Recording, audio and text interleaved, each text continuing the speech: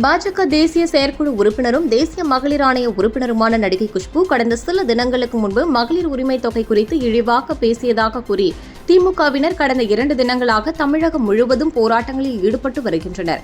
அதன்படி புதுக்கோட்டை அண்ணா சிலை அருகே நூற்றுக்கணக்கான மகளிர் அணியினர் புதுக்கோட்டை நகர்மன்ற தலைவர் திலகவதி செந்தில் மற்றும் மகளிர் அணி பொறுப்பாளர் ராஜேஸ்வரி தலைமையில் குஷ்புவை கண்டித்து போராட்டத்தில் ஈடுபட்டதோடு குஷ்புவின் படத்தை துடப்பை கட்டையால் அடித்தும் அவருடைய படத்தை தீயிட்டு கொளுத்தியும் போராட்டத்தில் ஈடுபட்டதோடு அவருக்கு எதிராக கண்டன கோஷங்களை எழுப்பினர்.